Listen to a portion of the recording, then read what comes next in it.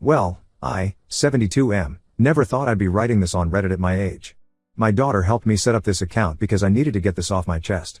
40 years of teaching high school mathematics, careful saving, and planning for retirement, all gone because I trusted family. I'm using a throwaway account because this is embarrassing enough without my remaining family finding out I'm posting about it online. I guess I should start from the beginning. I retired 5 years ago after 4 decades of teaching at Lincoln High. My wife Martha and I had it all planned out. We'd travel a bit, spend time in her garden, maybe finally take those cooking classes she always wanted to try. We weren't rich, but we had our house paid off, decent savings, and my pension. It wasn't fancy, but it was comfortable. Then Martha got sick. Cancer. It moved fast. Within 6 months, she was gone. We'd been married 45 years. Met when we were both 19 at a church social. She was the prettiest girl there, wearing this blue dress that matched her eyes. Never thought she'd look twice at a skinny math nerd like me, but somehow she did. Losing her 3 years ago left this huge hole in my life. Our house felt too big and empty without her. 4 bedrooms, big yard, it was perfect when our kids were growing up, and later when the grandkids would visit. But alone? Every empty room just reminded me she was gone. The garden she loved started looking shabby because I could never keep up with it like she did. That's when Jake, my oldest grandson, started coming around more often. He'd stop by after work, sometimes bringing groceries or helping with yard work. He got the lawn service to fix up Martha's garden, said it was his treat, wanting to preserve his grandmother's memory. Looking back, I should have seen he was buttering me up, but at the time, I was just grateful for the company. Jake always was the ambitious one. Got his business degree from state, landed a job at some finance company right out of college. Always talked about investments, market trends, cryptocurrency, stuff that went right over my head. My other grandkids were different. Sarah's a nurse, working crazy hours but loving every minute of it. Tommy's 24, still taking community college classes and working at the mall. But Jake seemed to have it all figured out. About a year ago, Jake started dropping comments about my finances. He'd see my retirement account statements on the kitchen table and shake his head. Said I was losing money letting it sit in low-yield accounts. Kept showing me these complicated charts on his phone about investment returns. I tried explaining that I was comfortable with my conservative investments, Martha and I had planned it that way. But he was persistent.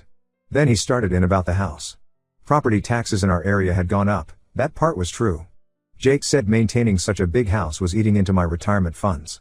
He had this whole presentation worked out about how transferring the house to him would protect my assets. Said if I ever needed nursing care, having the house in his name would keep it safe for Medicare. He'd handle all the bills, maintenance, taxes, said I could just relax and enjoy retirement like I deserved. I resisted at first. Kept telling him I needed to think about it. That's when he started with the guilt trips. Said he was hurt that I didn't trust him, his own grandfather. Brought up all the times he'd helped me since Martha died. Asked if I thought he'd ever do anything to harm me. Made me feel like I was insulting him by hesitating. The papers he brought over were thick with tiny print. Jake said they were standard property transfer documents, nothing to worry about. Said he'd had his company's legal team review everything. When I mentioned maybe having my own lawyer look them over, he got offended. Said it was a waste of money since he was family. Even joked about how he'd learned from the best, said I taught him everything about doing the right thing. I know how stupid this sounds. 40 years teaching kids to think critically, and I couldn't see what was happening right in front of me. But when you're alone, when your grandson looks you in the eye and promises he's just trying to help. Well, I signed. Multiple papers, multiple places. Jake's finger pointing to each line, sign here, initial there. Said it was all routine. Everything changed within weeks. Jake said the house needed major renovations before it could be rented out, something about code violations and liability. Said I should move into an apartment temporarily while the work was done. He'd already found this small place across town, said it was just for a few months. Even helped me pack up some things, said he'd store the rest safely. That was 6 months ago. There haven't been any renovations, Jake moved in himself. Parked his new BMW in my garage. He's driving my car too, my late model Toyota that Martha and I bought new 3 years ago. Said it wasn't practical for me to keep it since the apartment has good bus access. Turns out those papers I signed didn't just transfer the house, they gave him control of most of my accounts too. Now I'm living in this tiny 1-bedroom apartment on the outskirts of town. Jake gives me $800 a month for everything, rent, utilities, food, medications. Says he's protecting me from scammers by managing my finances. When I asked about my savings account, he showed me some complicated spreadsheet about investment distributions and management fees. None of it made sense. I finally broke down and told my daughter Lisa last week. She was horrified. Turns out Jake had been telling everyone a different story, said I wanted to downsize, that I'd asked him to manage everything because it was too overwhelming. Made himself sound like this caring grandson, sacrificing his time to help his elderly grandfather. Some family members even praised him for being so generous. Lisa's trying to find a lawyer, but Jake was thorough. Those documents look legal, even if they were obtained through manipulation.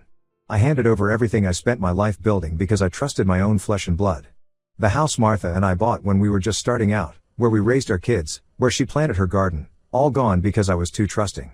I feel like such a fool. 40 years teaching kids about logic and reasoning, and I couldn't see through my own grandson's lies. Now I'm stuck in this cramped apartment while he lives in my house, drives my car, and controls every penny of my money. My daughter says we'll fight this, but I know it could take years. At my age, I don't know if I have years left to fight. Update 1: The last 2 weeks have been an absolute nightmare. After my daughter Lisa helped me file a police report about Jake's financial exploitation, everything went downhill fast. The police basically shrugged it off, said it was a civil matter since I'd signed the documents willingly. One officer even suggested I might want to work things out within the family instead of pressing charges against my own grandson. Jake found out about the police report the same day, probably has friends at the station. He showed up at my apartment unannounced, all hurt and offended. Started this big performance about how betrayed he felt, how he couldn't believe his own grandfather would accuse him of theft. Even brought flowers, like he was visiting some sick relative in the hospital. Then he launched into this rehearsed speech about how he was just trying to protect me from myself. Said I was getting forgetful, making poor decisions. Brought up how I'd missed a dentist appointment last month and sometimes forgot to take my blood pressure medication. Kept saying things like remember when we discussed this about conversations that never happened. Made me question my own memory for a minute. The worst part was when he pulled out his phone and started showing me photos of my old house, his house now, I guess. Had all these pictures of maintenance issues I'd supposedly neglected. A loose gutter here, some peeling paint there. Used them to justify why he had to take over, saying the place was falling apart under my care. Never mentioned that most of those issues started after Martha died, when I was too deep in grief to notice much of anything. What really got me was how he tried to turn this all around on Lisa. Said she was jealous of his success, bitter that he had a better relationship with me than her kids did. Brought up how she hadn't visited as much when Martha was sick, never mind that she was working double shifts at the hospital to pay for her own kids' college. Even suggested she might be after my money herself. The manipulation worked better than Jake probably hoped. My sister Ellen called me the next day, all worried about my confusion and suggesting maybe Jake should have full power of attorney just to be safe, said she'd noticed me getting forgetful at the last family reunion. Failed to mention that was right after Martha's funeral when I was barely functioning. Then my other grandson Tommy sent this long text about how unfair I was being to Jake. Said I should be grateful someone was willing to look after me in my old age. This from the kid who borrowed $5,000 from me last year for community college and still hasn't paid it back. Guess blood really is thicker than water, especially when money's involved. But the real kick in the teeth came when Jake started renovating my house, our house, the one Martha and I bought when we were just starting out. He ripped out her beloved rose garden, the one she tended for 40 years. Put in some tacky hot tub instead. Sold her antique china cabinet that we brought over from England when her mother died. Called it decluttering and modernizing, like he was doing me a favor by erasing every trace of our life together. The lawyer Lisa found says we might have a case for elder financial abuse, but it could take forever to fight it in court. Meanwhile, Jake's burning through my life savings like it's monopoly money. Bought himself a new BMW last week, with my money, of course. When Lisa confronted him about it, he had the nerve to say he was investing in appreciating assets for my benefit. I tried talking to Jake's parents, my son Robert and his wife Susan. That went about as well as you'd expect. Robert got defensive, said Jake would never deliberately hurt me. Susan suggested I might be in the early stages of dementia, making accusations like this. Neither of them mentioned the new car in their driveway, probably another investment courtesy of my savings account. My son, the same kid I put through college by teaching summer school for 10 years straight. The same one who lived in our basement for 6 months after his first divorce, eating Martha's cooking and never paying a dime in rent. Now he's acting like I'm some senile old man who can't be trusted to manage his own life. Lisa's been my rock through all this. Drives me to appointments, helps with groceries when the allowance Jake gives me runs short. She's even working extra shifts at the hospital to help pay for the lawyer. I hate being a burden on her like this, but she won't hear of it. Says family takes care of family, the right way, not Jake's way. The hardest part is feeling so powerless. I spent my whole life being responsible, saving money, paying bills on time, keeping up with home maintenance. Now I have to ask permission to buy new shoes or get my prescriptions filled. Jake looks over every receipt, questions every purchase like I'm some irresponsible teenager. More updates will come as things develop. The lawyer says we need to document everything, build a solid case. But at my age, I don't know how much fight I have left in me. Sometimes I wish I could just wake up and find out this was all some bad dream, that Martha's still here and our family hasn't been torn apart by greed. Update 2: Everything finally came crashing down last week, but not how anyone expected.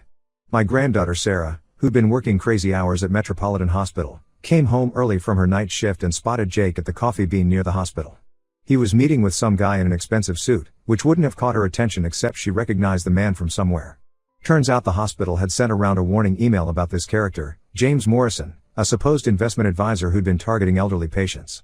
Sarah told me she almost confronted them right there, but something made her hold back. Instead, she sat in the booth behind them and recorded their entire conversation on her phone. What she heard made her sick. Jake was laughing about how easy it was to manipulate me. Called me a senile old fool who'd sign anything if you acted concerned enough. Said I was so desperate for attention after Martha died that I practically handed him everything on a silver platter. The worst part was when he started bragging about his technique, how he'd slowly isolated me from family, planted seeds of doubt about my memory, made everyone think I was losing it. Morrison seemed impressed. Said Jake was a natural at this, better than his other associates. They talked about other seniors they'd scammed together, at least 4 others besides me. Jake had apparently been Morrison's inside man, using his clean-cut appearance and financial background to gain trust. They were planning to sell my house once the market improved, split the profits. Sarah took the recording straight to the police. Suddenly they were a lot more interested than when I tried reporting it before. Turns out Morrison was already under investigation for elder fraud in 3 counties, but they could never prove anything.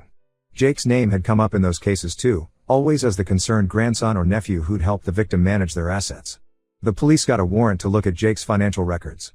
Found out he'd been running this scam for 2 years, even before Martha died. He'd targeted other seniors through his investment firm, but I was his biggest score yet. Over $800,000 in assets when you counted the house, savings, and investments. Lisa drove me to the police station to make a formal statement. Walking in there, seeing Jake in handcuffs, I thought it would feel good, like justice. Instead, I just felt tired. He wouldn't even look at me, just stared at the floor while they read the charges. Financial exploitation of an elder, fraud, conspiracy, the list went on. The family's in chaos. Robert and Susan are in denial, saying Jake must have been framed or pressured into it by Morrison. Ellen called crying, apologizing for not believing me. Tommy sent a text saying he felt like an idiot for defending Jake. Sarah's being hailed as a hero, but she says she just did what any decent person would do. The police found records of other victims in Jake's computer files. Detailed notes about how to gain trust, which documents to use, even scripts for manipulating family members. He had everything planned down to the smallest detail. The detective said it was one of the most sophisticated elder fraud operations she'd seen. They froze all Jake's accounts, including my old ones he'd taken control of. The legal process to get everything back in my name is starting, but it's complicated. Some of my money is just gone, spent on Jake's luxury cars, fancy vacations, and who knows what else. The house is still legally his for now, though the court put a hold on any sale. Morrison rolled over on Jake fast, took a plea deal in exchange for testifying. Said Jake was the mastermind, approached him with the scheme already planned out. Apparently, Jake had been planning this for years, even before Martha got sick. Just waited for the right moment when I was most vulnerable. The hardest part is knowing this wasn't some mistake or moment of weakness. Jake didn't fall in with a bad crowd or get pressured into anything. He deliberately targeted his own grandfather, spent years planning how to steal everything I'd worked for. Used my grief over Martha against me. That kind of calculated cruelty from your own flesh and blood, it's hard to wrap my head around. The lawyer says we have a strong case now, especially with Morrison's testimony and Sarah's recording. But nothing can fix the damage to our family. Some betrayals cut too deep to heal. Update 3: The case is finally moving through the courts. Jake's facing multiple felony charges for elder fraud and financial exploitation. His lawyer tried to pitch some story about gambling debts and desperation, but the evidence against him was too solid. Morrison's testimony about their other victims sealed the deal. The district attorney offered me a deal, testify against Jake in exchange for a lighter sentence. My son Robert showed up at my apartment, begging me not to do it. Said Jake was family, that prison would ruin his life. Called me heartless for even considering it. I had to remind him that Jake didn't think about family when he was stealing from his own grandfather. The house is still tied up in legal proceedings. Jake's facing liens from his other victims now that they've come forward. 3 other seniors lost their savings to him and Morrison.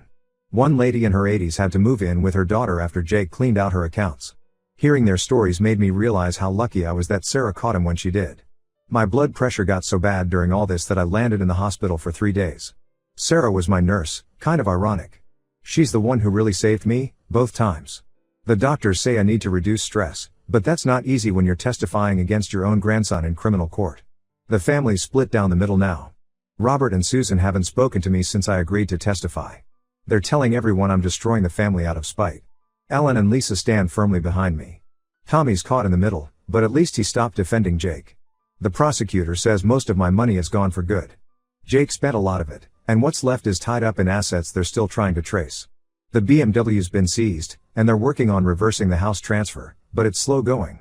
I'm still in this tiny apartment, living on my pension and what Lisa can spare. Sarah and Lisa helped me look at some senior apartments closer to them. Found a decent place with a small garden plot, not like Martha's, but maybe I can plant a few of her favorite roses. The rent's reasonable, and it's near Lisa's house. She says having me closer will make it easier to help out. It's strange how life turns out. I spent 40 years teaching kids about math, about logic and consequences. Now my own grandson's headed to prison because he never learned those basic lessons about right and wrong. Part of me still remembers him as a little boy, sitting on my lap while I explained fractions using cookie pieces. But that little boy grew into someone who could steal from his own family without remorse. The court date's set for next month.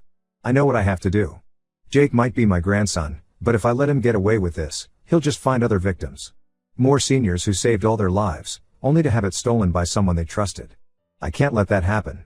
Martha would be heartbroken seeing our family like this, but she'd understand. She always said doing the right thing isn't about being nice, it's about being honest, even when it hurts. So I'll testify. Not for revenge, but because it's right. Sometimes that's all we can do.